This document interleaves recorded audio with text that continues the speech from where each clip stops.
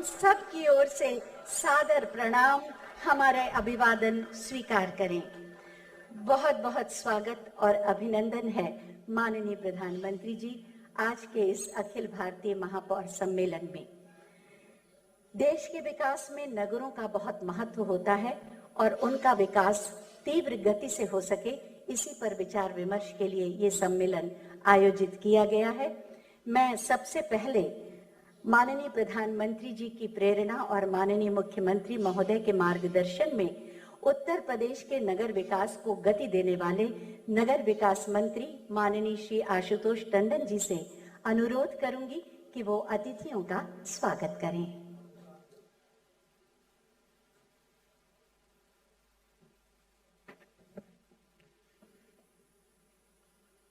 विश्व के सर्वाधिक लोकप्रिय नेता, भारत के यशस्वी प्रधानमंत्री और जिनके रूप में हमारे पास दुनिया का सर्वश्रेष्ठ नेतृत्व है, ऐसे आदरणीय नरेंद्र मोदी जी का मैं इस अवसर पर बहुत स्वागत, अभिनंदन, वंदन करता हूं। मित्रों, मंच पर विराजमान है हमारे उत्तर प्रदेश के यशस्वी मुख्यमंत्री, जो रात दिन परिश्रम की पराकाष्ठा के साथ माननीय प्रधानमंत्री जी की परिकल्पना के अनुसार उत्तर प्रदेश को विकसित करने में, उत्तर प्रदेश को देश का अग्रणी राज्य बनाने में, यहाँ के नागरिकों को सुविधाएं उपलब्ध कराने में लगातार तत्पर हैं। ऐसे आदरणीय योगी आदित्यनाथ जी का मैं बहुत स्वागत, अभिनंदन करता हूं। हमारे केंद्रीय नगर विकास मंत्री आदरणीय श्री हरदीप सिंह पुरी जी, जो निरंतर हमारा मार्गदर्शन करते रहते हैं, उनका हार्दिक स्वागत, अभिनंदन करता हूं। मंच पर विराजमान डॉक्टर नीलकंठ तिवारी, श्री नवीन जैन जी, यहाँ पर उपस्थित सभी देश भर के कोने कोने से आए सम्मानित महापौरगण, सभी उपस्थित भाइयों बहनों, आप सबका इस अवसर पर बहुत बहुत स्वागत करता हूं। मित्रों, हमारे प्रधानमंत्री जी ने देश के समाज के क्षेत्र के हर क्षेत्र को कैसे विकसित किया जाए, कैसे लोगों की समस्याओं को दूर किया जाए, इसके लिए निरंतर कार्य किया है और वो दुनिया के सामने है। लेकिन नगरीय क्षेत्र को नगरीय सुविधाएं देने के लिए उन्होंने अपनी प्राथमिकता दी और ऐसी योजनाएं हमको दी जो देश को आगे ले जाएं। नगरीय क्षेत्र में मूलभूत सुविधाएं उपलब्ध कराने में उनका बड़ा योगदान है, जैसे प्रधानमंत्री आवास योजना शहरी, अमृत मिशन, पीएम स्वनिधि योजना, स्मार्ट सिटी मिशन, स्वच्छ भारत मिशन। और मुझे बहुत संतोष है कि माननीय मुख्यमंत्री योगी आदित्यनाथ जी के नेतृत्व में उत्तर प्रदेश नगर विकास विभाग ने इन सभी योजनाओं में तेजी से काम किया है और इन योजनाओं का अधिकतम लाभ उत्तर प्रदेश को मिले, इस ओर काम किया है। प्रधानमंत्री आवास योजना, पीएम स्वनिधि योजना, स्मार्ट सिटी मिशन, इन सब में उत्तर प्रदेश अग्रणी है। मित्रों, आज का आयोजन, ये हमारे सभी महापौर दिन भर यहाँ पर मंथन करेंगे।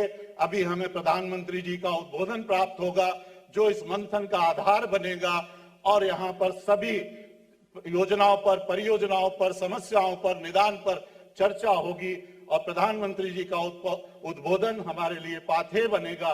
प्रधानमंत्री जी ने हमेशा इस तरह के आयोजनों को प्रेरित किया। अभी कुछ माह पहले न्यू अर्बन इंडिया थीम के साथ लखनऊ में जो कार्यक्रम हुआ था, उसमें जो एक एक्सपो लगी थी, उसमें देश में जो नगरीय क्षेत्र में नई नई टेक्नोलॉजीज का इस्तेमाल हो रहा है, उसका प्रदर्शन किया गया था। मित्रों, वहां देखकर मुझे ये अनुभव हुआ कि हमारे देश में ऐसी आधुनिक टेक्नोलॉजी का इस्तेमाल हो रहा है। हमको गर्व हुआ अपने देश पर और अपने प्रधानमंत्री जी पर। और मित्रों, हम आज आप सबकी ओर से प्रधानमंत्री जी का बहुत बहुत अभिनंदन करते हैं, उनका स्वागत करते हैं और उनको विश्वास दिलाते हैं कि उनका जो भी मार्गदर्शन होगा वो हमारे लिए पाथेय होगा और हम उसको तीव्र गति से उसको अंजाम देने का प्रयास करेंगे। पुनः आदरणीय प्रधानमंत्री जी का बहुत बहुत स्वागत, अभिनंदन, वंदन। धन्यवाद माननीय। आजादी के अमृत महोत्सव के इस अमृत काल में माननीय प्रधानमंत्री जी की प्रेरणा और कल्पना के साथ नए शहरी भारत का निर्माण कर रहे हैं। माननीय आवासन एवं शहरी कार्य मंत्री भारत सरकार माननीय श्री हरदीप सिंह पुरी जी, हम उनसे अनुरोध करेंगे कि आज के इस अवसर पर अपने विचार प्रकट करें।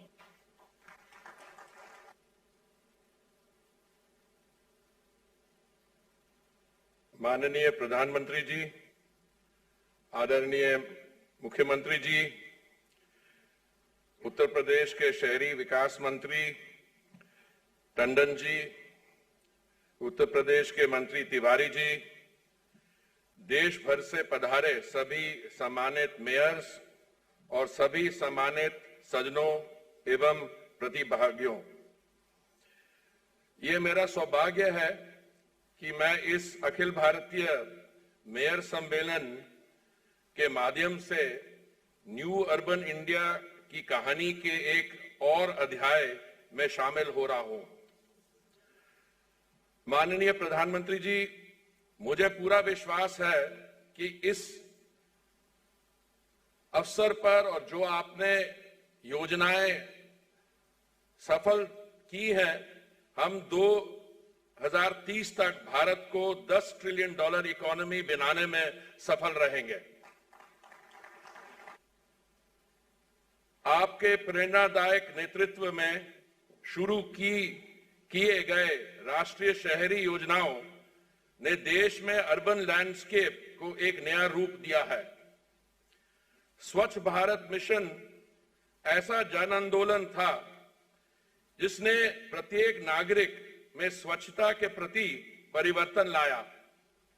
यह एक ऐसा ट्रांसफॉर्मेटिव मिशन था जिसने गांधी जी का 100 साल पुराना सपना पूरा किया। प्रधानमंत्री आवास योजना के तहत हमने शहरी गरीबों को सम्मानजनक आवास प्रदान करने के लिए लगभग 1,14,00,000 घरों को मंजूरी दी है, जिसमें लगभग 90 लाख घर ग्राउंडेड हैं और 54 लाख पूरे हो चुके हैं जो लाभार्थियों को दे दिए गए हैं। प्रधानमंत्री जी, आपने 2014 में कहा था कि आपका सपना है कि मार्च 2022 तक हर एक भारतीय नागरिक के पास एक पक्का घर होना चाहिए, जिसमें शौचालय, किचन और सारी जो मॉडर्न सुविधाएं होनी चाहिए, और जो घर का टाइटल है वो परिवार के महिला के नाम या जॉइंटली होना चाहिए। ये एक बहुत ही इंपॉर्टेंट स्टेप है जिससे महिला सशक्तिकरण को भी एक बहुत आगे इंकरेजमेंट मिली है। अमृत मिशन के अंतर्गत 500 शहरों में 1,10,00,000 टैप वाटर कनेक्शंस और 85 लाख सीवर कनेक्शंस प्रदान किए गए हैं, जबकि स्मार्ट सिटीज मिशन ने ईज ऑफ अर्बन लिविंग को फिर से परिभाषित किया है। माननीय प्रधानमंत्री जी, ये मिशन शहरी परिवर्तन के लिए एक एकीकृत दृष्टिकोण को रिप्रेजेंट करते हैं। उत्तर प्रदेश ने आपके विजन को पूरा करने में बहुत ही महत्वपूर्ण योगदान निभाया है। आज उत्तर प्रदेश में प्रधानमंत्री आवास योजना अर्बन स्कीम के तहत 17,67,000 लाभार्थी घर स्वीकृत हैं, जिनमें से 14 लाख से अधिक घरों का निर्माण किया जा चुका है। मुझे यह जानकर गौरव महसूस हो रहा है कि प्रधानमंत्री आवास योजना मिशन के अधिकांश पर महिलाओं के नाम पर है, या जैसे मैंने कहा जॉइंट ओनरशिप में। स्मार्ट सिटीज मिशन के तहत उत्तर प्रदेश को इंडियन स्मार्ट सिटीज अवार्ड 2020 में बेस्ट स्टेट से सम्मानित किया गया। ये उत्तर प्रदेश राज्य सरकार की कमिटेड प्रयासों के कारण ही संभव हो पाया है। वाराणसी हेरिटेज सिटी और स्मार्ट सिटीज का एक यूनिक कॉम्बिनेशन है। अपने रिच कल्चरल कैरेक्टर को खोए बिना वाराणसी आज एक मॉडर्न सिटी बनने जा रहा है। माननीय प्रधानमंत्री जी, अभी कुछ दिन पहले ही आपने काशी विश्वनाथ फेथ कॉरिडोर के उद्घाटन द्वारा इस सरकार का भारतीय सभ्यता और संस्कृति के प्रति कमिटमेंट फिर से दिखाया।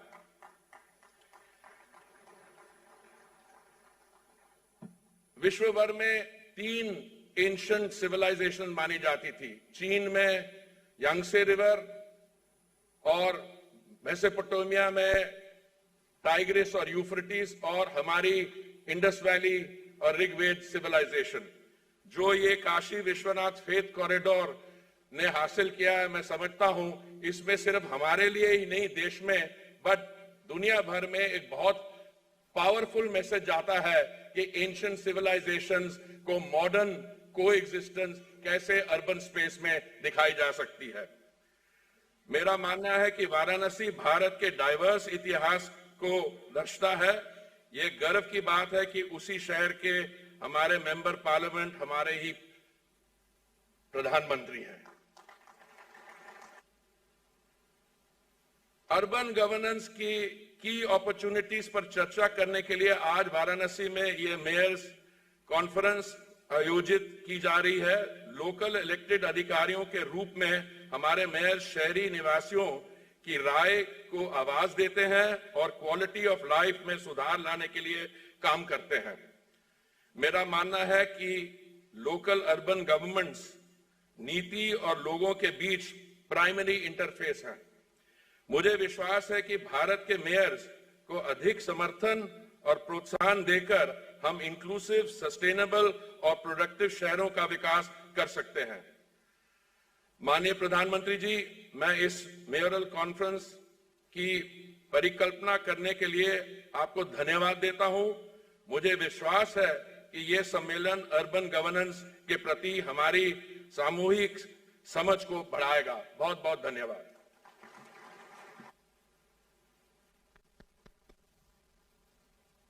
बहुत बहुत धन्यवाद माननीय। उत्तर प्रदेश अवसरों का प्रदेश है। चुनौतियों को अवसर में बदलकर नगरीय सुविधाओं का उत्तर प्रदेश में कायाकल्प कर रहे हैं माननीय मुख्यमंत्री माननीय श्री योगी आदित्यनाथ जी। मैं बहुत ही आदर के साथ माननीय मुख्यमंत्री महोदय से अनुरोध करूंगी कि वो अपने उद्बोधन से हमें कृतार्थ करें। आदरणीय प्रधानमंत्री जी, केंद्रीय आवासन और शहरी कार्य मंत्री श्री हरदीप सिंह पुरी जी, प्रदेश सरकार में मेरे सहयोगी मंत्री नगर विकास के मंत्री श्री आशुतोष टंडन जी, प्रदेश के पर्यटन और संस्कृति मंत्री डॉक्टर नीलकंठ तिवारी जी, अखिल भारतीय महापौर परिषद के अध्यक्ष आगरा के महापौर श्री नवीन जैन जी, देश के कोने कोने से यहां पर उपस्थित सभी महापौर और अन्य गणमान्य अतिथिगण, उपस्थित भाइयों बहनों, दुनिया की सबसे प्राचीन नगरी काशी में मैं आज के इस महापौर ऑल इंडिया मेयर्स कॉन्फ्रेंस में आदरणीय प्रधानमंत्री जी का हृदय से स्वागत करता हूं, अभिनंदन करता हूं और आप सभी गणमान्य अतिथियों का भी बाबा विश्वनाथ की इस धरती पर हृदय से स्वागत करता हूं। हम सब जानते हैं कि अभी 3 दिन पूर्व ही प्रधानमंत्री जी ने बाबा विश्वनाथ के धाम को राष्ट्र को समर्पित किया। यह धाम अपने आप में भारत की पुरातन और आधुनिक परंपरा के व्यवस्थित समन्वय का एक आदर्श उदाहरण है और काशी में इस धाम के उद्घाटन के साथ ही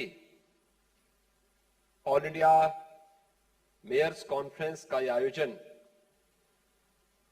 प्रधानमंत्री मोदी जी के नगरीय क्षेत्रों के विकास को, एक सुनिश्चित विकास को आगे बढ़ाने की एक सुनिश्चित योजना का ही हिस्सा है। आप सब जानते हैं कि काशी दुनिया की सबसे प्राचीन नगरी तो है ही। काशी वासियों को इस बात पर भी गौरव की अनुभूति होती है कि स्वामी बोधानंद गोसेवा आश्रमम सैथापुर। జ్యోతిష్యం వాస్తుశాస్త్రం మన పూర్వీకులు మనకిచ్చిన వరం. దుర్గాదేవి కాలభైరవ ఉపాసనతో వాక్సిద్ధి పొందిన శ్రీ శ్రీ బోధానందగిరి స్వామివారు మీకు ఎలాంటి సమస్యలున్నా, వాటిలో ముఖ్యంగా ధన నష్టం, ఆరోగ్య నష్టం, భార్యాభర్తల మధ్య గొడవలు, ప్రేమించుకున్న వారు దూరం అవడం, ఎన్ని సంబంధాలు వచ్చినా పెళ్లి ముడి పడకపోవడం, రోడ్డు ప్రమాదాలు, అప్పుల బాధలు, వ్యవసాయంలో నష్టాలు, పెద్దల మాట పిల్లలు వినకపోవడం, ఆరోగ్య శాంతి, గృహశాంతి, మనశ్శాంతి లేకపోవడం, ఇలాంటి సమస్యలు ఉన్నట్లయితే ఒక్కసారి స్వామీజీని కలవండి.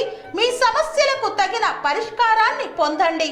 అంతేకాక అన్ని రకాల వ్యాధులకు గోపంచగవ్య మరియు మూలికా వైద్యం చేయబడును.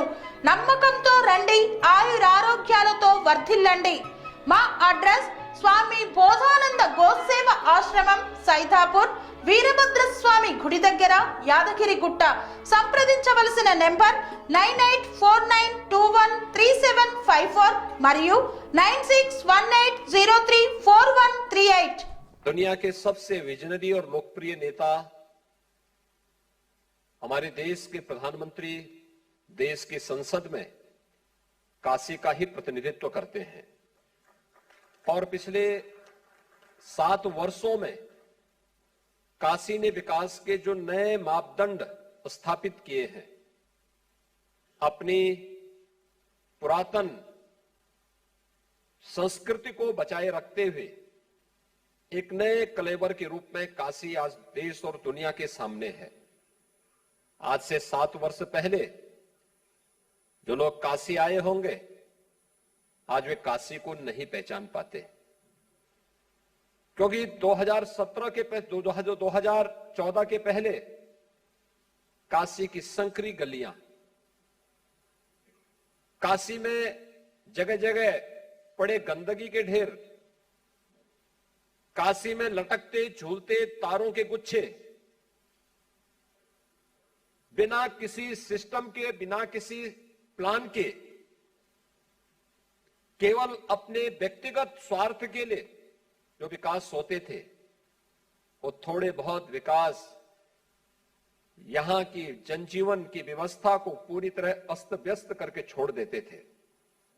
लेकिन पिछले 7 वर्ष के दौरान प्रधानमंत्री मोदी जी के नेतृत्व में काशी ने विकास की जिस एक लंबी यात्रा को आगे बढ़ा करके देश के सामने एक उदाहरण प्रस्तुत किया है, उन स्थितियों में देश के अलग अलग क्षेत्रों से आए हुए 120 महापौर इस व्यवस्थित विकास के इस मॉडल को देख करके, इसको अपना करके और अपने अनुभव को भी इस कॉन्फ्रेंस के माध्यम से साझा करके विकास के सस्टेनेबल मॉडल को आगे बढ़ाने में अपना योगदान दे सकते हैं। और इस देश से हम आभारी हैं प्रधानमंत्री मोदी जी के कि ऑल इंडिया मेयर्स कॉन्फ्रेंस की ये पहली बैठक करने का सौभाग्य उत्तर प्रदेश को प्राप्त हुआ है, और वह भी काशी जैसी प्राचीन नगरी में। क्योंकि मैंने कल शाम से इस बात को अनुभव किया है कि देश के अलग अलग क्षेत्रों से आए हुए महापौर जब कल बाबा विश्वनाथ के धाम का दर्शन किए, काशी में गंगा में उन्होंने मां गंगा का स्पंदन महसूस किया, तो वे भी अभिभूत थे। अपनी दलीय सीमाओं से ऊपर उठ करके प्रधानमंत्री जी के प्रति आभार व्यक्त करते हुए उनका अभिनंदन करने के लिए हर एक मुंह से निकल रहा था, वाह काशी। ये काशी के प्रति ये भाव पिछले 7 वर्षों में काशी की मूल परंपरा और संस्कृति को बनाए रखते हुए काशी के एक व्यवस्थित और सतत विकास के जिन लक्ष्यों को प्राप्त करने में प्रधानमंत्री जी के मार्गदर्शन और नेतृत्व ने सदैव प्रेरणा प्रदान की, आज उसका एक मॉडल काशी हम सबके सामने है। उत्तर प्रदेश आदरणीय प्रधानमंत्री मोदी जी के नेतृत्व में इस मॉडल को, विकास के इस मॉडल को आगे बढ़ाने के लिए पूरी प्रतिबद्धता के साथ कार्य कर रहा है। हम सब जानते हैं कि आदरणीय प्रधानमंत्री जी ने देश के सामने एक लक्ष्य रखा है कि देश की अर्थव्यवस्था $5 ट्रिलियन की होनी चाहिए और उसमें अर्थव्यवस्था को मजबूती प्रदान करने में नगरीय विकास की एक बड़ी भूमिका होती है। नगरीय क्षेत्रों में कोई व्यक्ति क्यों आता है, वहां पर उसको अच्छी सुविधा मिल सके, अच्छी सड़क मिल सके, साफ सुथरा वातावरण मिल सके, उसका जीवन जीने के तरीके में व्यापक बदलाव हो सके। और उन सुविधाओं को पिछले 7 वर्ष के दौरान इस देश ने बहुत नजदीक से महसूस किया है। चाहे वह स्मार्ट सिटी मिशन के अंदर आज integrated command and control centre हम लोगों ने 2019 में प्रयागराज कुंभ का आयोजन किया था और उस समय स्मार्ट सिटी मिशन के अंतर्गत प्रयागराज में बना ICCC न केवल प्रयागराज नगर निगम की व्यवस्था की दृष्टि से बल्कि प्रयागराज कुंभ में आए हुए 24 करोड़ लोगों की सुरक्षा की दृष्टि से भी उसने बहुत बड़ी भूमिका का निर्वहन किया था।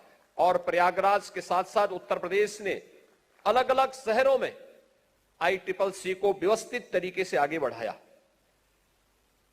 इसी प्रकार से स्मार्ट सिटी मिशन के अंतर्गत इंटीग्रेटेड ट्रैफिक मैनेजमेंट सिस्टम को भी आगे बढ़ाने, सेफ सिटी के साथ उसको जोड़ करके हम शहरों को सुरक्षित बनाने में बहुत बड़ी भूमिका का निर्वहन कर सकते हैं। और प्रदेश ने देश के अंदर 100 स्मार्ट सिटी में से 10 उत्तर प्रदेश के अंदर हैं, 17 नगर निगम उत्तर प्रदेश के हैं, से 7 जो अन्य नगर निगम हैं उनको प्रदेश सरकार ने कन्वर्जेंस के माध्यम से भी उन्हें स्मार्ट सिटी के रूप में विकसित करने की कार्रवाई को तेजी के साथ आगे बढ़ाया है।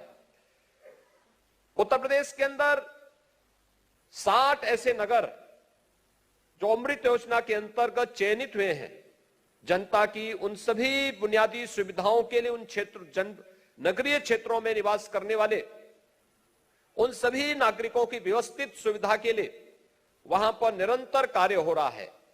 चाहे वहां पर सीवर के कार्य हों, पेयजल के कार्य हों, वहां पर व्यवस्थित रूप से पार्कों के निर्माण की कार्रवाई हो, अच्छी सड़कों के निर्माण की कार्रवाई हो, ये सभी चीज व्यवस्थित तरीके से उन सभी 60 शहरों में चल रही हैं।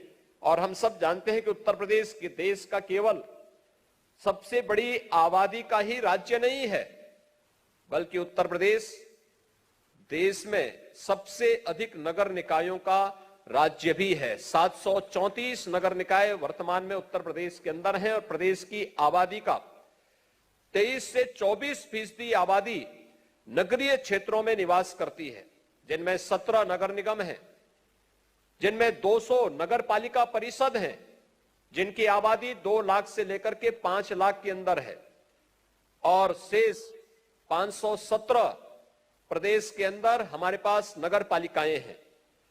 ये सभी नगरीय विकास के एक मॉडल बन सकती हैं और यह मेयर्स कॉन्फ्रेंस इस दृष्टि से अत्यंत महत्वपूर्ण है। 2014 के पहले नगरीय क्षेत्रों में भी रहने वाले गरीबी रेखा के नीचे जीवन यापन करने वाले परिवारों के पास भी अच्छे आवास हो, एक कल्पना थी, आज ये साकार हो रही है। प्रदेश के अंदर 17.5 लाख से ऊपर ऐसे परिवारों को मिला प्रधानमंत्री आवास योजना, उसका एक उदाहरण है। प्रदेश के अंदर नगरीय क्षेत्रों में भी एक जैसी स्ट्रीट लाइट जगमगाती हुई दिखाई दे। LED स्ट्रीट लाइट प्रदेश के अंदर 16 लाख से अधिक स्थानों पर इसने न केवल कार्बन उत्सर्जन को कम करने में योगदान दिया, बल्कि बिजली के बिल को भी कम करने में नगरीय क्षेत्रों में बड़ी भूमिका का निर्वहन इसने किया। शहरी क्षेत्रों में 2014 के पहले कूड़े के ढेर हम सबको नगरीय क्षेत्रों की गंदगी की ओर ध्यान आकर्षित करते थे। नगरीय क्षेत्रों से चलने वाली रेलवे की पटरियां खुले में शौच के प्रति वहां के एक गंदे दृश्य की ओर सबका ध्यान आकर्षित करती थी।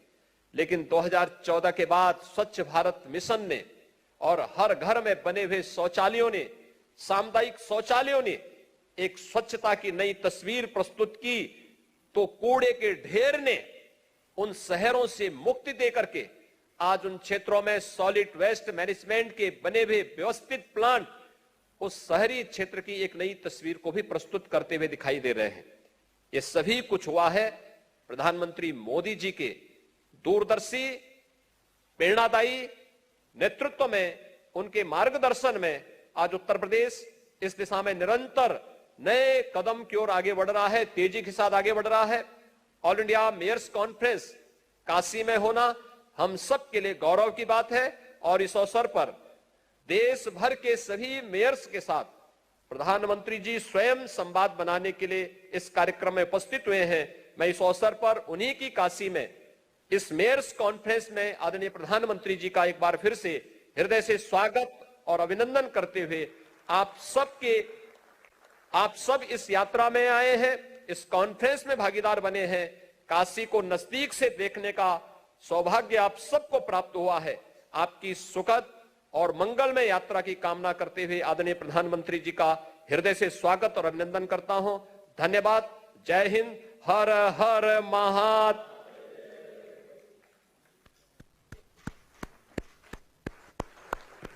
बहुत बहुत धन्यवाद माननीय, आपके प्रेरणादायी उद्बोधन के लिए।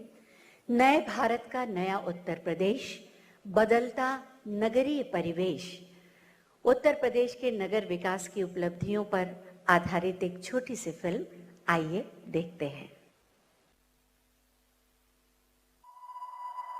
किसी भी देश की तरक्की में नगरों का महत्वपूर्ण योगदान होता है। उत्तर प्रदेश में आजादी के बाद से तीव्र गति से नगरीयकरण हुआ है।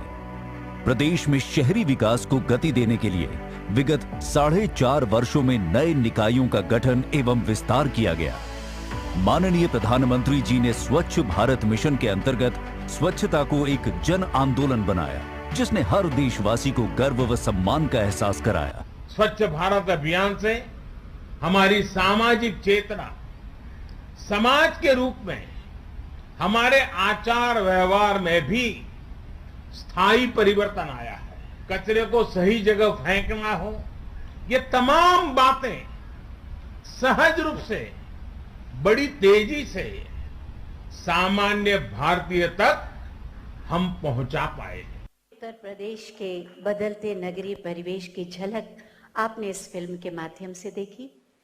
नए भारत का नया शहरी भारत किस तरह से नए स्वरूप में ढल रहा है, इसी पर एक छोटी सी फिल्म, आइए देखते हैं। अभी आपने देखा कि किस तरह नया शहरी भारत नए नए सोपान तय करके आगे बढ़ रहा है। सबका साथ, सबका विकास, सबका विश्वास और सबका प्रयास के मंत्र के साथ सांस्कृतिक विरासत को सहेजकर नए परिवेश में आधुनिकतम नगरीय सुविधाओं के साथ सुसज्जित करके आत्मनिर्भर भारत का निर्माण कर रहे हैं माननीय प्रधानमंत्री जी। मैं बहुत ही आदर के साथ माननीय प्रधानमंत्री जी से अनुरोध करूंगी कि अपने मार्गदर्शन से हमें अनुग्रहित करें।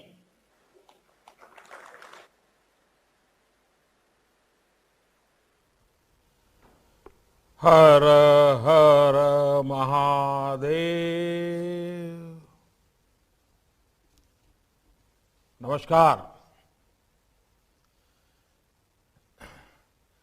कार्यक्रम में उपस्थित उत्तर प्रदेश के यशस्वी मुख्यमंत्री, जन जन के उपयोगी योगी आदित्यनाथ जी, कैबिनेट में मेरे सहयोगी श्री हरदीप सिंह पुरी जी, यूपी सरकार में मंत्री Shri Ashutosh Tandon ji, Neelkanth Tiwari ji, all India mayor council के चेयरमैन श्री नवीन जैन जी, काशी में उपस्थित और देश के कोने कोने से जुड़े आप सभी मेयर साथियों और अन्य सभी महानुभाव भाई और बहनों, काशी के सांसद के नाते मेरी काशी में मैं आप सबका हृदय से बहुत बहुत स्वागत करता हूं। मेरे लिए ये बहुत ही सौभाग्य का अवसर होता कि मैं स्वयं वहां रह करके मेरी काशी में मैं आपका स्वागत करता, आपका सम्मान करता, लेकिन समय की कुछ सीमाओं के कारण मैं खुद तो वहां नहीं रह करके आपका स्वागत कर पा रहा हूं, लेकिन मुझे पक्का विश्वास है काशी वासियों ने आपकी मेहमान नवाजी में कोई कमी नहीं रखी होगी, आपकी भरचक खातिरदारी की होगी, चिंता की होगी, और अगर कुछ कमी रह भी गई हो तो दोष काशीवासियों का नहीं होगा, वो दोष मेरा होगा, और इसलिए आप जरूर क्षमा करेंगे और काशी के आपके इस वास्तव्य को आप भरपेट एंजॉय भी करेंगे और मिल बैठ करके भावी भारत के लिए, भारत के शहरों के उज्जवल भविष्य के लिए अपने अनुभवों को साझा करेंगे, बहुत सी चीजें एक दूसरे से सीखेंगे और अपने अपने शहर को अपने अपने तरीके से और आगे बढ़ाने के लिए, सुंदर से सुंदर शहर बनाने के लिए, वाइब्रेंट शहर बनाने के लिए, एक जागृत शहर बनाने के लिए అనురాగానికి అమ్మ ఆదర్శం, ఆరోగ్యానికి Shri Sai homeo stores and clinic. అనుభవం, అర్హత, అంకిత భావం కల డాక్టర్లచే చికిత్స. అన్ని రకాల ఆరోగ్య సమస్యలకు నమ్మకమైన ఎంపిక Shri Sai homeo stores and clinic. Diabetes, కీళ్ల నొప్పులు, సయాటికా, వెన్నుముక సమస్యలు, థైరాయిడ్, నిద్రలేమి, మానసిక సమస్యలు, ఋతు సమస్యలు, అన్ని రకాల దీర్ఘకాలిక వ్యాధులకు ప్రత్యేక హోమియో వైద్యం. అందరికీ అందుబాటులో అంతర్జాతీయ హోమియో వైద్యం Shri Sai homeo stores and clinic. మీ ఆరోగ్య సమస్య ఏదైనా ఇప్పుడు పరిష్కారం సాధ్యం. సైడ్ ఎఫెక్ట్ లేని వైద్యంతో సంపూర్ణ ఆరోగ్యం కొరకు సంప్రదించండి Shri Sai homeo clinic and stores, Bhavani Nagar, Ambedkar Nagar road, old Alwal, Secunderabad. సంప్రదించాల్సిన ఫోన్ నంబర్స్ 9000751751 మరియు 9000422525. आप कोई कसर नहीं छोड़ेंगे, ऐसा मेरा पूरा विश्वास है। आप सभी मेयर साहिबान जरूर अपने कार्यकाल में अपने शहर को कुछ न कुछ देना चाहते ही होंगे। आप जरूर चाहते होंगे कि आप अपने शहर में कुछ ऐसा करके जाएं ताकि आने वाले समय में 5, 50, 20 साल के बाद जब भी कोई शहर में आए तो चर्चा करें कि जब फलाने सज्जन यहां मेयर थे या फलानी बहन यहां मेयर थी, तब ये शहर में ये काम हुआ था। एक याद बन जाएगी, एक दिशा बन जाएगी, और हर किसी के मन में ये सपना भी रहना चाहिए, ये संकल्प भी रहना चाहिए, और इस संकल्प की पूर्ति के लिए जी जान से जुट जाना भी चाहिए। और जनता ने जब हम पर विश्वास रखा हो, नगर का पूरा दायित्व हमें दिया हो, तो हमें भी इसको भली भांति पूरा करने का प्रयास करना चाहिए। और मुझे पक्का विश्वास है कि आप सब उस दिशा में जरूर कुछ न कुछ करते होंगे, जरूर उसका अच्छा परिणाम मिले, इसके लिए आपका प्रयास रहते होंगे।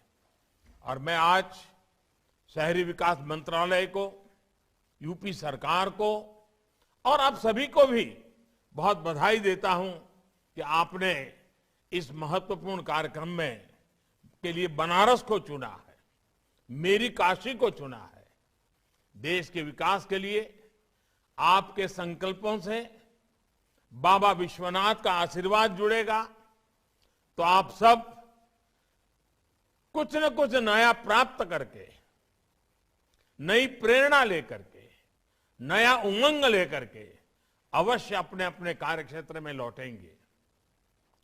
काशी में हो रहे इस कार्यक्रम को मैं कई संभावनाओं के साथ जोड़कर देख रहा हूं। एक और बनारस जैसा दुनिया का सबसे प्राचीन शहरों में से एक स्थान, और दूसरी ओर आधुनिक भारत के आधुनिक शहरों की रूपरेखा। अभी हाल में जब मैं काशी में था तब मैंने कहा भी था कि काशी का विकास पूरे देश के लिए विकास का एक रोड मैप बन सकता है। हमारे देश में ज्यादातर शहर पारंपरिक शहर ही है, पारंपरिक तरीके से ही विकसित हुए हैं। आधुनिकीकरण के इस दौर में हमारे इन शहरों की प्राचीनता में भी उतनी अहमियत है। हम अपने प्राचीन शहरों में उनकी हर गली से, हर पत्थर से, हर पल से, इतिहास के हर तवारीख से बहुत कुछ सीख सकते हैं। उनके ऐतिहासिक अनुभवों को हम अपने जीवन की प्रेरणा बना सकते हैं। हमारी विरासत को सहेजने की, संवारने की नए नए तौर तरीकों हम विकसित कर सकते हैं। हम सीख सकते हैं लोकल कला कौशल को, उसको आगे बढ़ाने के तरीकों को, कैसे लोकल स्किल और प्रोडक्ट्स शहर की पहचान बन सकते हैं। इस अनुभव को साथियों, आप लोग जब बनारस घूमेंगे, और आप में से बहुत लोग आए हैं जो पहले कभी न कभी तो आए ही होंगे, तो पुरानी स्मृतियों के साथ नए बदलाव को आप जरूर तुलनात्मक रूप से देखेंगे, और साथ साथ आपके दिमाग में अपना शहर भी सवार हो जाएगा, और आप हर पल देखेंगे कि मैं जिस शहर से हूं वहां की गली और काशी की ये गली, मैं जिस शहर में हूं वहां की नदी और यहां की नदी, हर चीज आप एक पल पल पल तुलनात्मक अभ्यास करेंगे। और आपके साथ जो और मेयर होंगे उनके साथ भी आप चर्चा करेंगे, उन्होंने क्या किया है, कैसे किया है।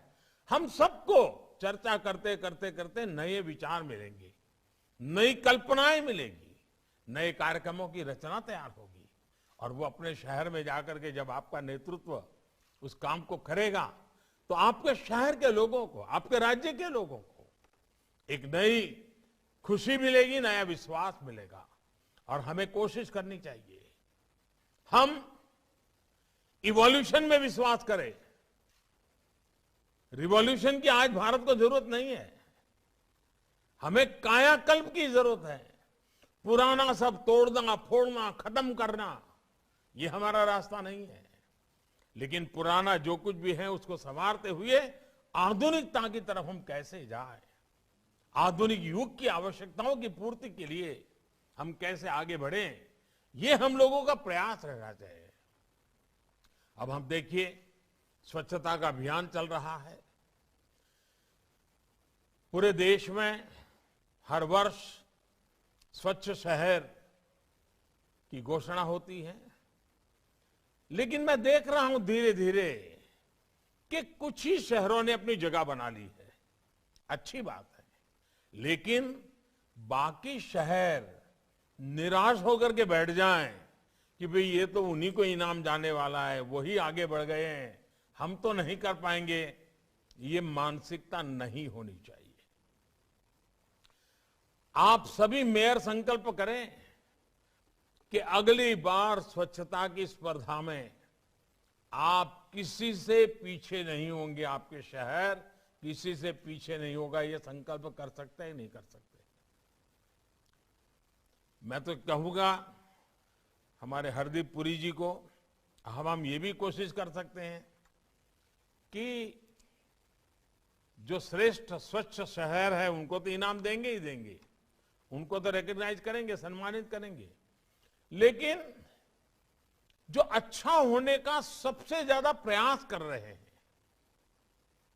उनको भी हम रिकॉग्नाइज करें, और जो बिल्कुल आग बंद करके बैठ गए हैं, कुछ करना ही नहीं है, उनकी सूची भी निकाले और उन राज्यों में एडवर्टाइजमेंट करें कि देखिए इस राज्य के 3 शहर हैं वो इस स्वच्छता में कुछ नहीं कर रहे हैं। तो जनता का दबाव इतना बढ़ेगा कि हर किसी को काम करने का मन कर जाएगा। और मेरी मेयरों से आग्रह है कि आप सिर्फ स्वच्छता को साल भर के कार्यक्रम के रूप में न लें।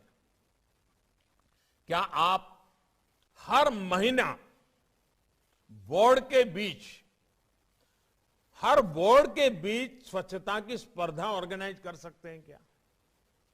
जूरी बना करके इस महीने में कौन सा बोर्ड सबसे ज्यादा स्वच्छता का इनाम ले रहा है, अगर शहर के बोर्डों में कंपटीशन होगी, बोर्ड के काउंसिलर्स के बीच में स्पर्धा होगी, तो उसका क्यूमुलेटिव इफेक्ट, टोटल जो इफेक्ट है वो पूरे शहर का रूप बदलने में काम आएगा।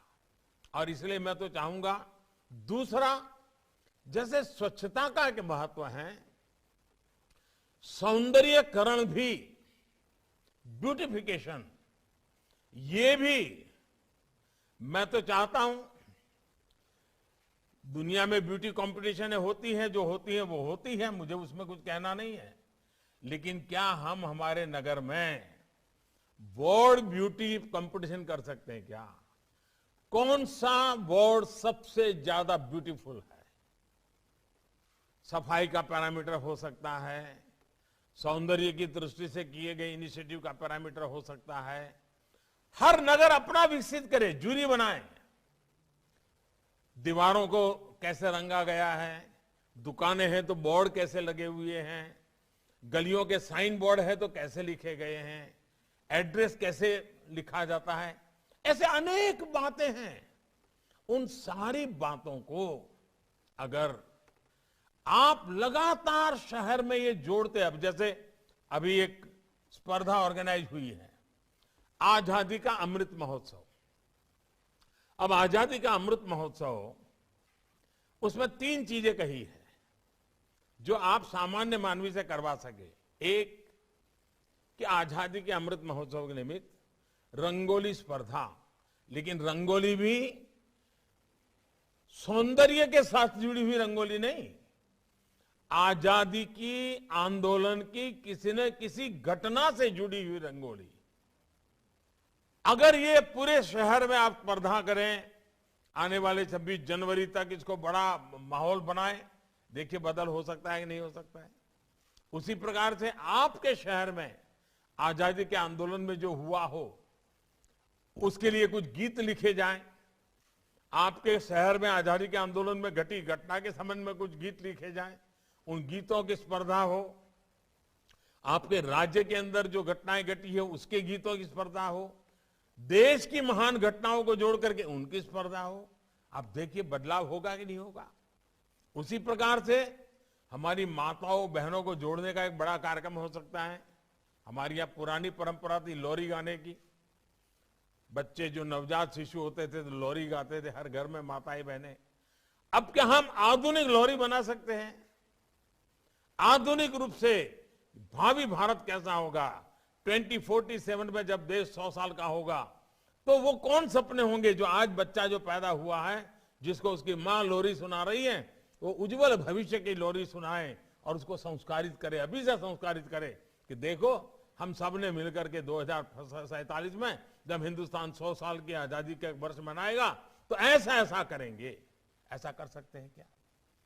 अब देखिए हमारे यहां कल आपने देखा, शायद आपको मौका मिला होगा या तो आज जाने वाले होंगे, गंगा घाट देखे होंगे। दुनिया भर के टूरिस्ट आते हैं।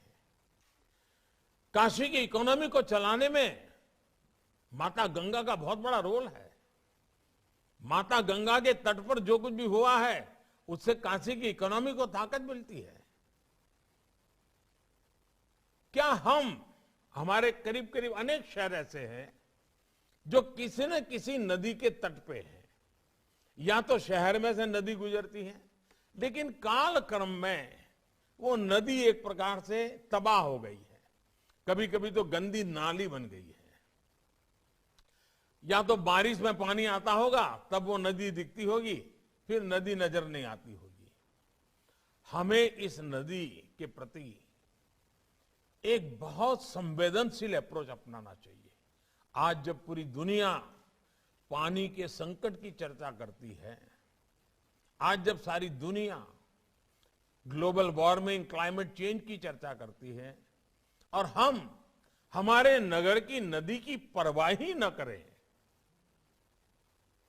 उस नदी को संभालना, उस नदी को संवारना, उस नदी के महात्म्य को समझना, समझाना, ये अगर न करें तो फिर हम कैसे गौरव कर सकते हैं? क्या हम एक काम कर सकते हैं, हर वर्ष 7 दिन के लिए जब भी आपकी सुविधा हो, नदी उत्सव मनाएं। नदी उत्सव मना करके पूरे नगर को उसमें जोड़े। उसमें सफाई का काम हो सकता है, नदी का, नदी के इतिहास के संबंध में कुछ बातें हो सकती हैं, नदी के तट पर हुई घटनाओं को लेकर के बातें हो सकती हैं, नदी का गुणगान करने वाली बातें हो सकती हैं, कभी नदी के तट पर जाकर के कुछ समारोह हो सकते हैं, कुछ कवि सम्मेलन हो सकते हैं।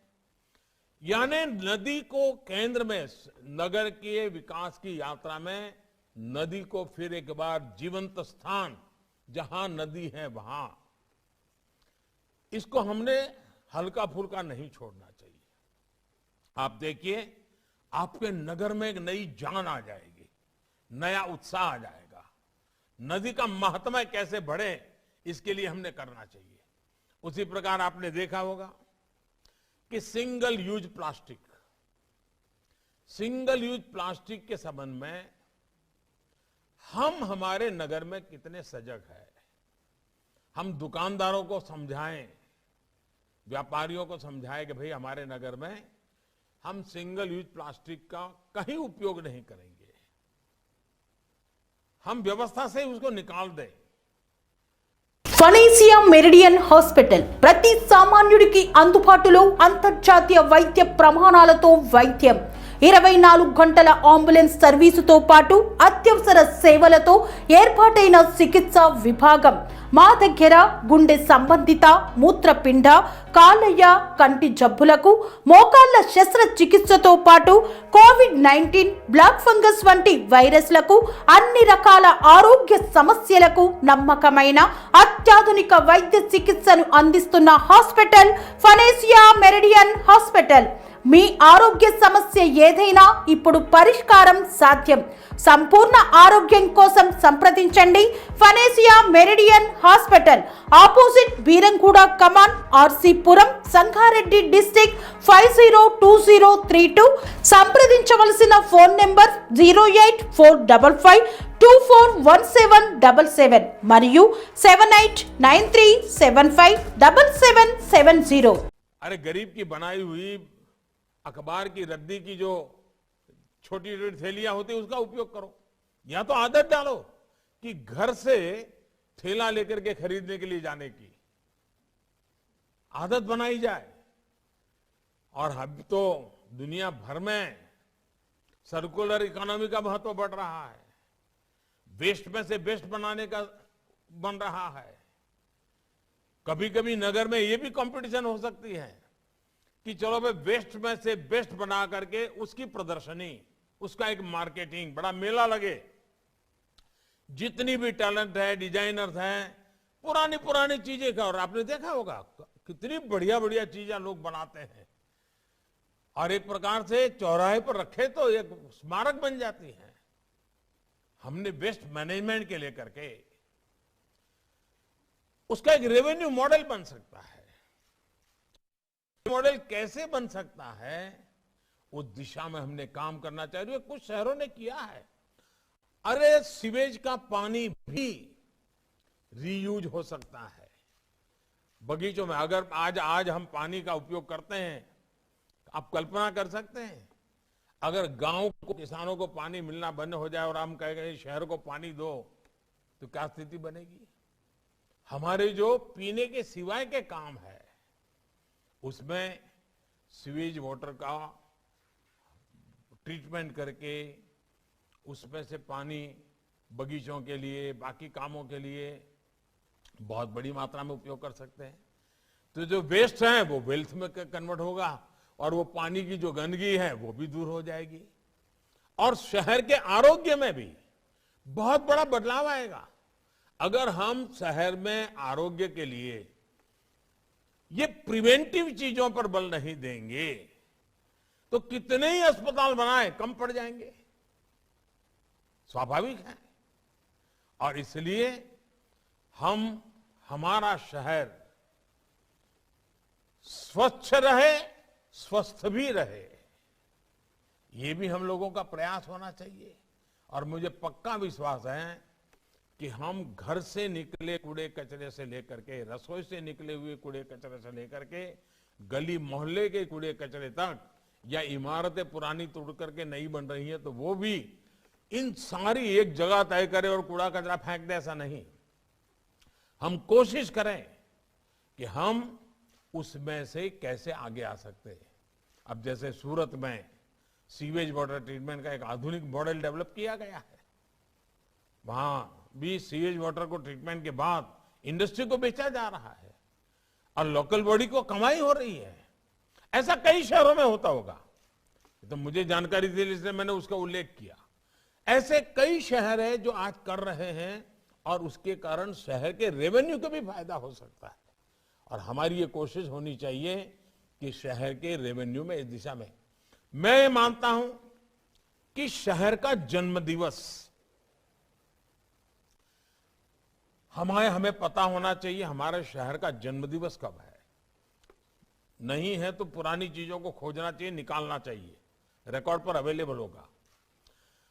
शहर का जन्म दिवस बड़े तामझाम के साथ मनाना चाहिए। अपने शहर के प्रति गौरव पैदा हो, उसके साथ अनेक स्पर्धाएं हो, और मेरा शहर कैसा हो, हर नागरिक के दिल में एक भाव पैदा हो कि मेरा शहर मुझे कुछ ऐसा बनाना है, मैं इसके लिए ऐसा ऐसा करने वाला हूं, मैं ये प्रयास करूंगा। ये जब तक हम नहीं करते हैं तो फिर क्या होता है, टैक्स बढ़ाया कि कम किया, फलाना किया कि ढिकना किया, इसी में चर्चा हो रही है। अभी योगी जी अपने भाषण में एलईडी बल्ब की चर्चा कर रहे थे। क्या आप तय कर सकते हैं कि मेरे नगर में एक भी गली, एक भी खंभा ऐसा नहीं होगा जिस पर एलईडी बल्ब ना लगा हो। आप देखिए नगर पालिका के, महानगर पालिका के बिजली का बिल एकदम से कम हो जाएगा और रोशनी बदलेगी, वो तो अलग। अब ये बड़ा अभियान के लिए करना चाहिए कि ये काम मुझे 2 महीने 3 महीने में पूरा करना है। एक भी बल्ब ऐसा नहीं होगा जो एलईडी बल्ब ना हो। उसी प्रकार से आप अपने मतदाताओं को, अपने नगर के नागरिकों को, उनको खुश करने के लिए भी एक काम कर सकते हैं। हर घर में एलईडी बल्ब हो। मध्यम वर्ग परिवार के घर में अगर एलईडी बल्ब से लाइट चलेगा तो उसका बिजली का बिल 200, 500, 1000, 2000 कम आएगा, मध्यम वर्ग के पैसे बच जाएंगे।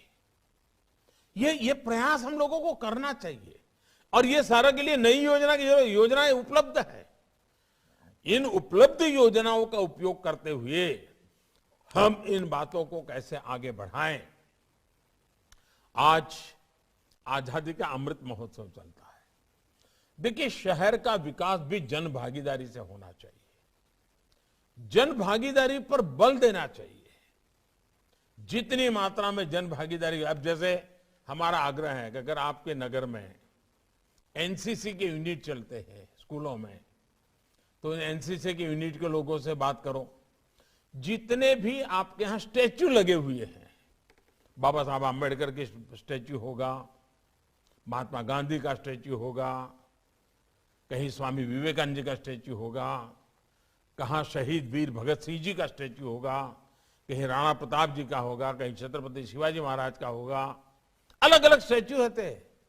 लगाते समय तो हम बहुत जागरूक होते हैं, वाह तामझाम, इतना मन लग जाता है, लेकिन लग जाने के बाद कोई उसकी तरफ देखता नहीं है। साल में एक दिन जब या तो उनको जन्मदिन होगा तब तो हम देख लेते हैं। क्या हम हमारे एनसीसी के कैडेट्स, उनकी टोलियां बना करके हर दिन सभी स्टैच्यू को साफ सुथरा करेंगे, उसकी सफाई करेंगे, और जो बच्चे इकट्ठे होंगे वो स्टैच्यू किसका है उस पर 5 मिनट भाषण करेंगे। हर दिन नए नए बच्चे आएंगे तो उनको पता चलेगा भाई ये स्टैच्यू है, इस महापुरुष ने ये काम किया था और आज हमारी बारी है कि चलो इस चौराहे को साफ सफाई का हमें मौका मिला है। चीजें छोटी हैं लेकिन पूरे नगर को बदलाव लाने की बड़ी ताकत रखती है। आपके कार्यकाल में यह आजादी का अमृत महोत्सव आया है। जब आजादी का अमृत महोत्सव आया है तो क्या आप कम से कम एक चौराहा अपने नगर में, एक सर्कल जहां से 4-6 रास्ते निकलते हो, ऐसा बढ़िया सर्कल, उसमें पब्लिक प्राइवेट पार्टनरशिप से, सरकार का म्युनिसिपैलिटी का पैसा नहीं, जन भागीदारी से कोई ऐसा स्मारक बना सकते हैं, यूनिक स्मारक, जो आजादी के अमृत महोत्सव से सुसंगत हो, आजादी के आंदोलन को या देश के कर्तव्य भाव को या उज्जवल भविष्य के भारत की कुछ चीज दिखे, ऐसा सर्कल का सुशोभन। कंपटीशन करें, कलाकारों को कहे भाई आप बताइए क्या होना चाहिए, डिजाइन करके कंपटीशन हो, कंपटीशन में इनाम मिले, फिर इसमें से बनाने वाले चुने जाए। एक आपके जीवन की यादगार आप छोड़ करके जाएंगे। अरे मैं मानता हूं कि ऐसी बहुत सी चीजें हैं जिस पर हम बल देंगे। उसी प्रकार से आपके शहर की एक पहचान, क्या आपको नहीं लगता है कि भाई आपके शहर की एक पहचान बने? हो सकता है कोई शहर हो जो खाने की किसी एक चीज के लिए बहुत जाना जाता हो, उसी को चलो कि भाई हमारा ये शहर, वहां की खाने की ये चीज बहुत प्रसिद्ध है। अब जैसे बनारस का पान, कहीं पर भी पूछो लोग बनारस का पान बोलते ही बोलते हैं। किसी ने मेहनत की होगी, एक पहचान बन गई। हो सकता है सारे मेयर भी टेस्ट करेंगे बनारस के पान का। लेकिन कहने का मेरा मतलब है कि आपके नगर में वैसा ही कोई प्रोडक्ट होगा, वैसा ही कोई ऐतिहासिक स्थान होगा। आप अपने शहर का ब्रांडिंग, अपने शहर की किसी उत्पाद, जैसे आप कभी देख लेना, आज उत्तर प्रदेश में आए हो, उत्तर प्रदेश में एक बहुत अच्छा कार्यक्रम चल रहा है, 1 डिस्ट्रिक्ट 1 प्रोडक्ट। और उन्होंने बड़ा मैपिंग करके किस जिले में कौन सी चीज ज्यादा मशहूर है, कौन सी चीजों का महत्व है, उन्होंने निकाल, उसके सोवेनियर भी है, अगर हो सके तो वहां के मुख्यमंत्री जी आपको देंगे। आप देखिए उतना इसका असर पैदा हुआ है कि जैसे कोई एक क्षेत्र होगा जहां खेलकूद के साधन बन रहे हैं तो उसकी पहचान हो गई। आप अपने शहर का वैसी क्या विशेषता है जो हिंदुस्तान में किसी को, भाई जैसे बनारसी साड़ी फेमस हो गई दुनिया में, हिंदुस्तान के किसी भी कोने में शादी होती तो हर को मन करता है कि एक तो बनारसी साड़ी खरीदेंगे, इसलिए इसका ब्रांडिंग कर दिया। क्या आपके शहर की ऐसी चीज है जो पूरे हिंदुस्तान के हर कोने के मालूम हो कि भाई हाँ, पटना की ये चीज बढ़िया है, हैदराबाद की ये चीज बढ़िया है, कोची की ये चीज बढ़िया है, तिरुवनंतपुरम की ये चीज बढ़िया है, चेन्नई की ये चीज बढ़िया है। आपके शहर के अंदर ऐसी कौन सी विशेषता है, पूरा शहर मिलकर के तय करे भाई हाँ हमारी ये सबसे बड़ी ताकत है, उसको कैसे बढ़ाया जाए। आप देखिए एक इकोनॉमिक एक्टिविटी का एक बहुत बड़ा साधन बन जाएगा। यानी शहरों का डेवलपमेंट, उसमें एक नए स्तर पर हमको ले जाना है। उसकी दिशा में हमें प्रयास करना होगा। अब आप देखते हैं शहरों में बढ़ती हुई जनसंख्या, मोबिलिटी के कारण, ट्रैफिक जैम के कारण समस्याएं आ रही है। अब हम कितने ही फ्लाईओवर बना दें, अब आप सूरत में जाएंगे, हर 100 मीटर जाने के बाद कोई ना कोई फ्लाईओवर आ जाता है। शायद वो फ्लाईओवर की सिटी बन गई है। कितने फ्लाईओवर बनाएंगे, समस्या का समाधान नहीं होगा। हमने लोगों के आने जाने के लिए पब्लिक ट्रांसपोर्ट सिस्टम, अब मेट्रो पर बड़ा बल चल रहा है, हमारे देश में मेट्रो पर काफी काम भी हो रहा है, लेकिन इसके सिवा भी बहुत सी चीजें हैं। हम समाज जीवन में स्वभाव कैसे बनाएं, इसके लिए हम कैसे प्रयास करें। जब तक हम इन चीजों को हम ध्यान नहीं देंगे, इन चीजों का महत्व नहीं समझेंगे। अब देखिए, दिव्यांगजन, मेरे नगर में दिव्यांगजनों के लिए जो कुछ भी आवश्यकता है, कोई भी नई इमारत की रचना होगी, कोई भी नया रोड बनेगा, कोई भी क्रॉस सेक्शन आएगा, मैं सुगम्य भारत अभियान के तहत उसकी रचना के अंदर नियमों में वो डालूंगा, ताकि दिव्यांगजनों के लिए समाज में स्थान है। टॉयलेट बनेंगे तो एक तो दिव्यांगजनों की आवश्यकता के अनुसार बनेगा, रास्ते बनेंगे तो दिव्यांगजनों के लिए जो सुविधा है वो होगी, बस में चढ़ने उतरने का जो स्टेप्स होंगे तो दिव्यांगजनों की तकलीफ को ध्यान में रखा जाएगा। ये हमें अपने योजनाओं का के स्वभाव के हिस्सा बनाना पड़ेगा, तभी जाकर के होगा। और एक बात सही है कि हमारी इकोनॉमी का जो ड्राइविंग फोर्स है वो हमारा शहर है। हमें शहर को वाइब्रेंट इकोनॉमी का हब बनाना चाहिए। उसके लिए हमारा ध्यान होना चाहिए कि जहां पर नए उद्योग लग सकते हैं उसको जगह आइडेंटिफाई करें, लोगों को रहने के लिए, मजदूरों को रहने के लिए व्यवस्था भी साथ साथ बनती चले, ताकि उनको बहुत लंबा जाना ना पड़े एक जगह से दूसरी जगह पे, वहीं पर उनको काम भी मिल जाए और वहीं पर उनको रहने की व्यवस्था मिल जाए, उनको सुविधा मिल जाए। हमारे डेवलपमेंट के मॉडल में हमें ये इंटीग्रेटेड अप्रोच, होलिस्टिक अप्रोच, ये हमें ये रखना ही होगा।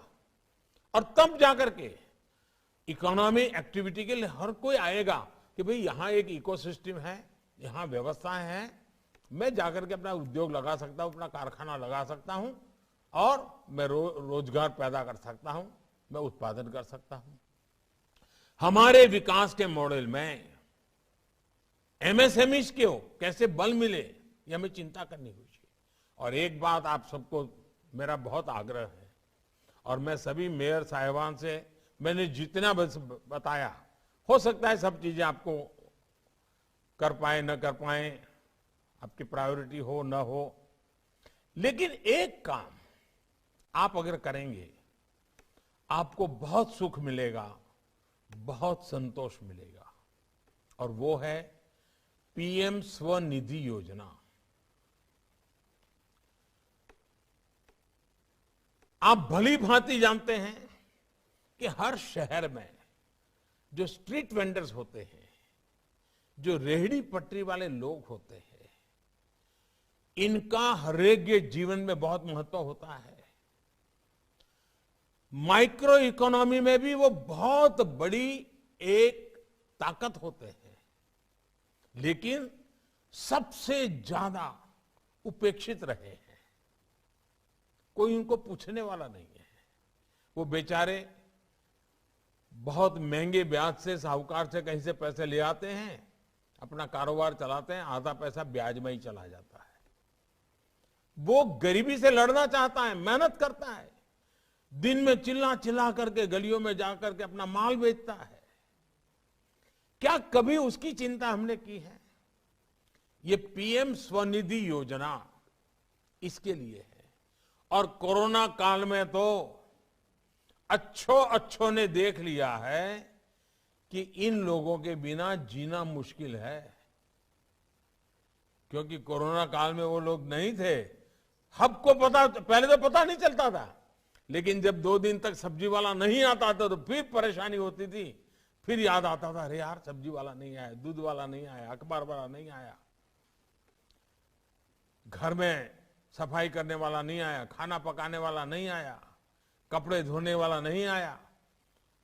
सबका पसीना निकल गया था। कोरोना ने हमारे ये जो हमारी मदद करने वाला पूरा वर्ग है, जिनके भरोसे हमारी जिंदगी चलती है, ये कितने मूल्यवान है, कितने बहुमूल्य है, ये हमको समझा दिया है। उसकी ताकत का हमें एहसास करवा दिया है। हमारा दायित्व तो बनता है कि हम अब एक जीवन का जिम्मेवारी का हिस्सा बनाएं कि हम इनको कभी अकेला नहीं छोड़ेंगे। ये हमारे अपने ही यात्रा के अंग है। इनकी मुसीबतों को हम हर पल देखेंगे और इसके लिए पीएम स्वनिधि योजना लाए हैं। पीएम स्वनिधि योजना बहुत ही उत्तम है। आप अपने नगर में उनकी लिस्ट बनाइए और उनको मोबाइल फोन से लेन देन सिखा दीजिए। बैंक से उनको पैसा मिलेगा। थोक व्यापारी के यहां से वो माल लेना जाए, सब्जी बेचता है, सुबह वो मार्केट में जाकर के 500 रुपए की सब्जी लेकर के अपनी लॉरी भर देता है, तो वो पैसे मोबाइल फोन से ही उनको दे। फिर वो 200-300 घरों में सब्जी बेचने जाता है, उनसे ही मोबाइल से ही फोन ले, पैसे ले, कैश न ले, डिजिटल ले।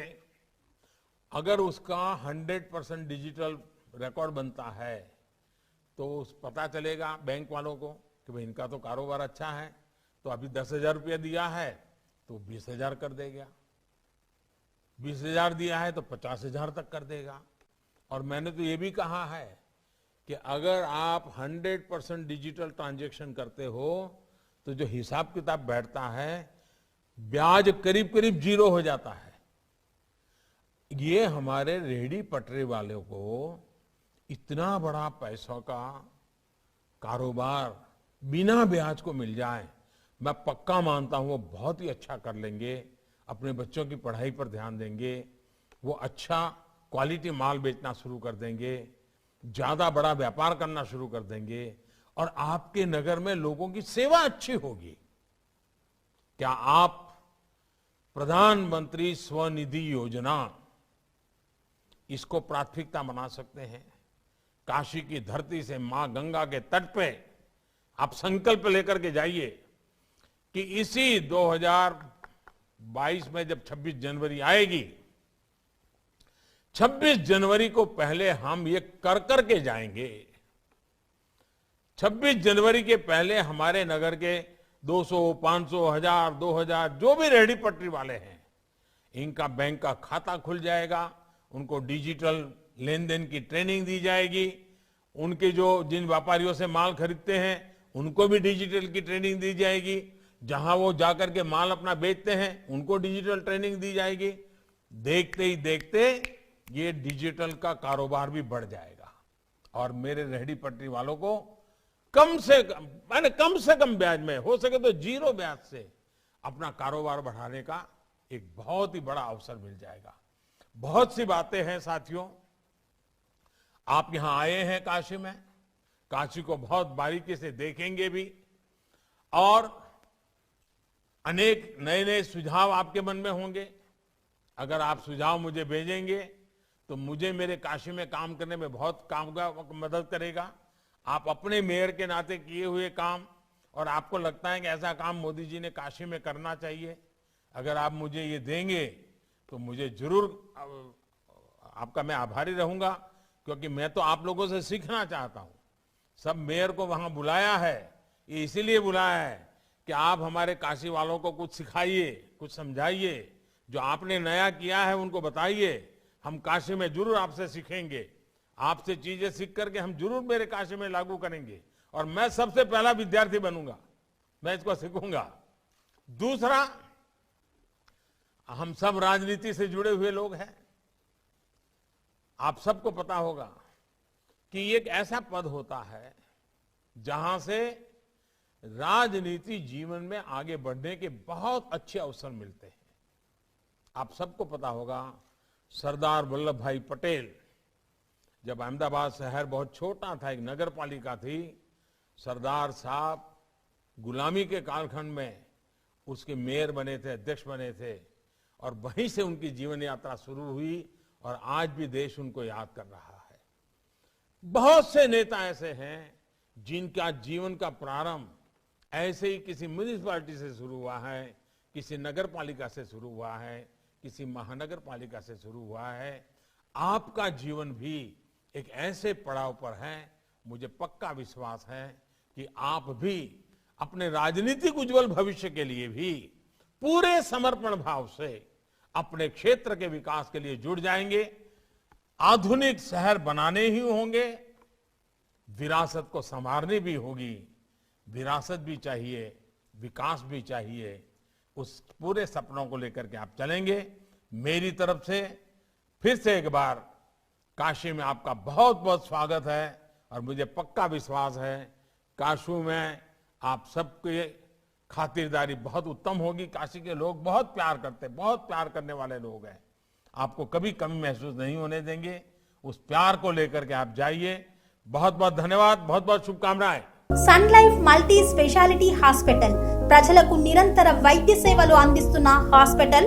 డయాబెటాలజీ, స్టెమ్ సెల్ ఫిజిషియన్ లో ఇండియాలోనే మొదటి డాక్టర్ గా పేరుగాంచిన డాక్టర్ విజయ్ భాస్కర్ గారు అత్యాధునిక విజ్ఞాన పరిజ్ఞానంతో అంతర్జాతీయ ప్రమాణాలతో సామాన్యులకు సైతం అందుబాటులోకి తెచ్చారు sun life multi speciality hospital ను. అనుభవజ్ఞులైన వైద్యులతో అన్ని రకాల వైద్య సేవలు, ఆపరేషన్స్, సర్జికల్ ఎమర్జెన్సీలు, ప్లాస్టిక్ సర్జరీలు, చికిత్స అందించనున్నారు. 24 గంటలు అందుబాటులో ఫార్మసీ మరియు అంబులెన్స్ సౌకర్యం కలదు. సంప్రదించండి sun life multi speciality hospital, Dhammaiguda. Contact number 8121678234, 9700971100.